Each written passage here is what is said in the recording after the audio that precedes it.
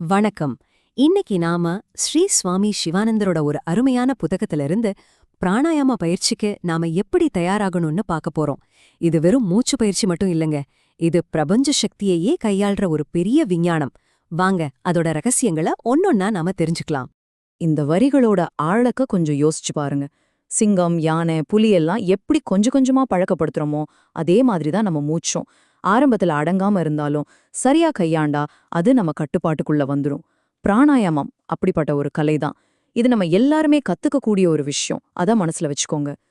சரி, இன்னைக்கு நாம என்னென்ன பார்க்க போறோம்னா, முதல்ல உங்களுக்கான ஒரு புனிதமான இடத்தை எப்படி உருவாக்குறது, ரெண்டாவது ஒரு யோகி எப்படிப்பட்ட உணவை எடுத்துக்கணும், மூணாவது உங்களுக்கான அடித்தளத்தை அதாவது சரியான ஆசனத்தை கண்டுபிடிக்கிறது, நாலாவது உங்க உடல்ல இருக்கிற சக்தியை எப்படி திறக்கிறதுன்னு பாப்போம், கடைசியா பயிற்சியோட 4 நிலைகள் என்னென்ன அப்படிங்கறதையும் தெரிஞ்சுக்க போறோம். இது ஒரு முழுமையான வழிகாட்டியா உங்களுக்கு இருக்கும்.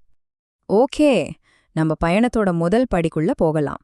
அதுதான் நமக்கான ஒரு புனிதமான இடத்தை உருவாக்குறது. நம்ம மனசையும் உள்ள இருக்கிற சக்தியும் கட்டுப்படுத்துறதுக்கு முன்னாடி நம்ம சுத்தி இருக்கிற சூழல்ல சரியா அமைச்சுக்கிறது ரொம்ப ரொம்ப முக்கியம். தியானம் செய்யறதுக்கு ஒரு இடத்த எப்படி ரெடி பண்ணணும்னு சில குறிப்புகள் இங்கே இருக்கு.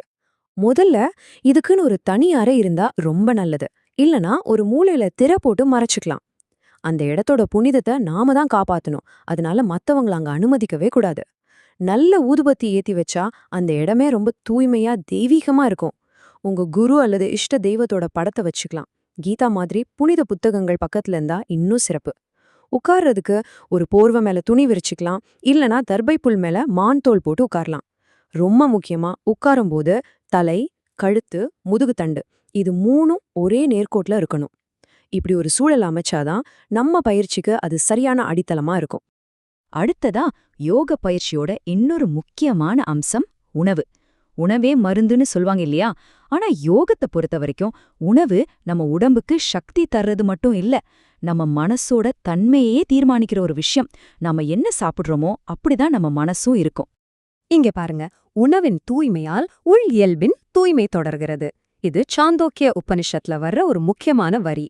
அதாவது நாம சுத்தமான உணவை சாப்பிட்டா நம்ம மனசும் சுத்தமாகும். மனசு சுத்தமா இருந்தா நினைவாற்றல் தெளிவா இருக்கும். அதுதான் கடைசியில நம்மை விடுதலைக்கு வழி நடத்தும். இதனாலதான் யோக பயிற்சியில உணவு கட்டுப்பாடு ஒரு அஸ்திவாரம் மாதிரி. சரி, அப்போ யோக பயிற்சி செய்யும்போது என்ன சாப்பிடலாம், என்ன சாப்பிடக்கூடாது? இந்த அட்டவணை அதை தெளிவா சொல்லுது.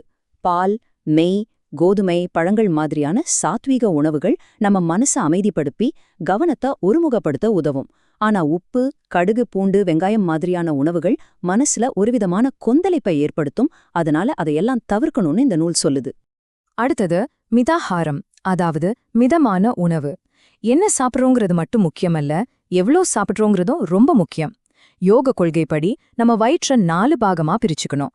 அதுல 2 பாகம் அதாவது பாதி வயிறு சாப்பாடு, 1 பாகம் அதாவது கால் வயிறு தண்ணி, மீதி இருக்கிற கால் பாகத்தை காத்து போறதுக்காக காலியா விடணும். இப்படி சாப்பிட்டாதான் ஜீரணம் சரியா நடக்கும். பயிற்சி செய்யும்போது உடம்புல மந்தம் வராது. இது ரொம்ப பழமையான ஆனா ரொம்ப சக்தி வாய்ந்த ஒரு கொள்கை. இப்போ நம்ம இடம் சரியா இருக்கு, நம்ம உணவும் சரியா இருக்கு. அடுத்து என்ன? நம்ம உடலை தயார்படுத்தணும். அதுக்குதான் ஆசனம், ஒரு நிலையான சரியான போஸ்டர். அதுதான் பிராணாயாம பயிற்சிங்கிற பெரிய கட்டிடத்தோட அஸ்திவாரம். அப்போ பிராணாயாமம் செய்யறதுக்கு சரியான போஸ்டர் எது? இந்த கேள்விக்கு பதில் சொல்றதுக்கு முன்னாடி ஒரு விஷயத்த நல்லா புரிஞ்சுக்கணும். நம்ம உடம்புல பிராணசக்தி பயணிக்கிற முக்கிய பாதை எது தெரியுமா? நம்ம முதுகு தண்டு தான். அதனால முதுகு தண்டை நேரா வைக்காம சரியான தோரணையில உட்காராம பிராணனை கட்டுப்படுத்துறதுங்கிறது நடக்காத காரியம். சரி, இந்த நூல் எந்த 2 ஆசனங்களை பரிந்துரைக்குதுன்னு பாப்போம். இங்க நீங்க பாக்குறது 2 முக்கியமான ஆசனங்கள். இடது பக்கம் இருக்கிறது பத்மாசனம், அதாவது தாமரை நிலை. இது தியானத்துக்கு ரொம்பவே சிறந்த ஒரு ஆசனம். இல்லறத்துல இருக்கிறவங்களும் பெண்களும் இத சுலபமா பழகலாம். வலது பக்கம் இருக்கிறது சித்தாசனம். இதுவும் ரொம்ப சக்தி வாய்ந்தது. ஆனா இந்த நூல் என்ன சொல்லுதுன்னா, இது பிரம்மச்சாரிகளுக்கு ரொம்ப நல்லது, ஆனா பெண்களுக்கு இது அவ்வளவா உகந்தது இல்ல அப்படின்னு குறிப்பிடுது. சரி, ஆசனம் போட்டாச்சு. இப்போ இன்னொரு படி மேல போய் பந்தங்களை பத்தி பார்க்கலாமா? பந்தங்கள்னா என்ன? சிம்பிளா சொல்லணும்னா அது நம்ம உடம்புல இருக்கிற எனர்ஜி லாக்ஸ், அதாவது ஆற்றல் பூட்டுகள். இது எதுக்குன்னா பிராணனோட ஓட்டத்தை சரியா வழிநடத்தி நம்ம உடம்புக்குள்ள தூங்கிட்டு இருக்கிற சூக்ஷ்மமான சக்திகளை எழுப்புறதுக்கு தான். இந்த 3 பந்தங்களும் பிராணாயாமத்தோட இதயம் மாதிரி. முதல்ல மூலபந்தம். இது கீழ்நோக்கி போற அபான சக்திய மேல் நோக்கி திருப்புது. 2வது உட்டியான பந்தம். இது அந்த சக்திய நம்ம முதுகுத்தண்டு வழியா இருக்கிற சுஷும்னா நாடிக்குள்ள தள்ளி மேல அனுப்புது. 3வதா ஜாலந்திர பந்தம். இது மேல போன சக்தி திரும்பவும் கீழே இறங்கிடாம லாக் பண்ணி வைக்குது. இந்த 3 லாக்கும் ஒன்னா வேலை செய்யும் போதுதான் குண்டலினி சக்தி மேலெழும்பும். இந்த படத்துல உட்டியான பந்தத்தை நீங்க நல்லா பார்க்கலாம்.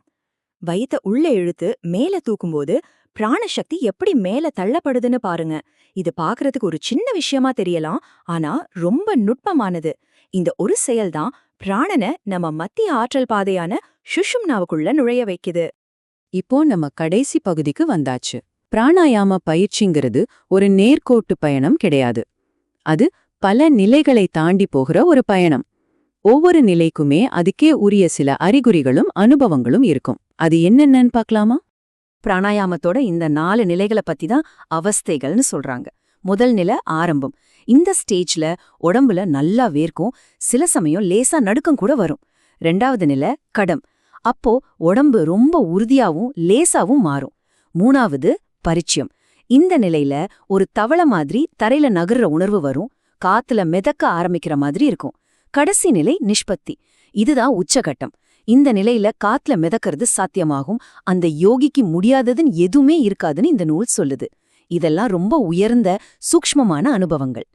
அப்போ யோசிச்சு பாருங்க, சரியான இடம், தூய்மையான உணவு, நிலையான ஆசனம், சக்தி வாய்ந்த பந்தங்கள், இதையெல்லாம் வச்சுக்கிட்டு நம்ம பிராணாயாமம் செய்யும்போது நாம கட்டுப்படுத்துறது வெறும் நம்ம மூச்சை மட்டுமா? இல்லவே இல்ல. நாம பிரபஞ்சத்தோட உயிர் சக்தியான பிராணனையே கட்டுப்படுத்துறோம். அப்படி நம்ம மூச்சை கட்டுப்படுத்துறதன் மூலமா இந்த பிரபஞ்சத்தோட எந்த மாதிரியான சக்திகளையெல்லாம் நம்மால திறக்க முடியும்? ஒரு நிமிஷம் சிந்திச்சு பாருங்க.